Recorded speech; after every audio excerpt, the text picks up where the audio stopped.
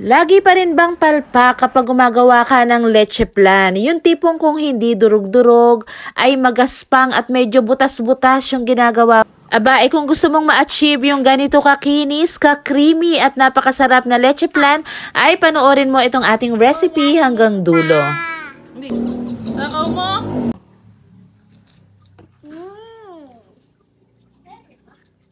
Dana. Gagawa ulit tayo bukas.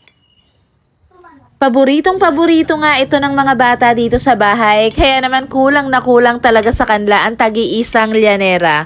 Magandang araw at tara magsimula na tayo. Kakailanganin natin dito ng 12 pieces ng itlog. Ito po ay extra large ang size at ang kukunin lang po natin dito ay yung egg yolk or yung dilaw lang.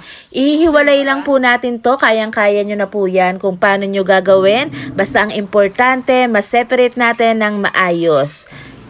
Pure egg yolk nga ito, kaya talaga namang super creamy ng kalalabasan. Itong mga whites ay pwede naman natin yang iulam or pwede mong gawing puto. 2 piraso ng kalamansi, pero ang kukunin lang po natin dyan ay yung balat. Ito po pampatanggal ng lansa kung wala po kayong kalamansi. Pwedeng lemon at kung wala pa rin ay pwede tayong maglagay rito ng 1 teaspoon ng vanilla. Sa pagmix ay kailangan pong dahan-dahan lang. Kailangan rin natin ng 1 lata ng evaporated milk at 1 lata ng condensed milk. So dahan-dahan rin po natin tong ibubuhos dito sa ating mga egg yolks. Measurements ng ating ingredients ay ayan na po, ilalagay po natin para hindi nyo po makalimutan. Maglalagay rin tayo rito ng 2.5 tablespoon ng cornstarch. Ito po yung isa sa sikreto para buong buo yung ating leche plan. Dahan-dahan lang nating haluin at wag nating iangat yung ating wire whisk para hindi tayo mag-create ng maraming bubbles dun sa ating mixture. At sasalain natin to.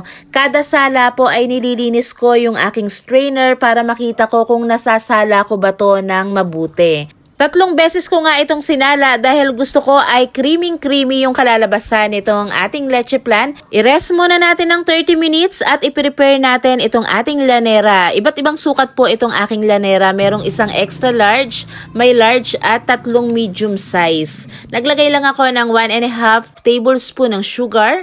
Ika-caramelize natin yan sa mahinang apoy. Dahan-dahan po nating iikot para maging pantay yung pagkakatunaw. Sa pag-i-steam naman, kailangan konti lang yung ating tubig na ilalagay sa steamer. At kung ito po ay ibe-bake nyo, lalagyan nyo ng tubig itong pinaka-tray, tapos same procedure din, i-cover nyo ng foil at lulutuin din sa mahinang temperature ng oven.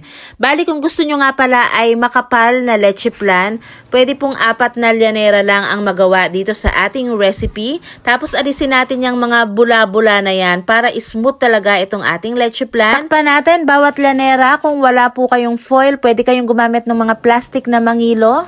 Kailangan kasi hindi mapasok ng tubig itong ating loob ng llanera. Then steam natin ng 1 oras sa mahinang apoy.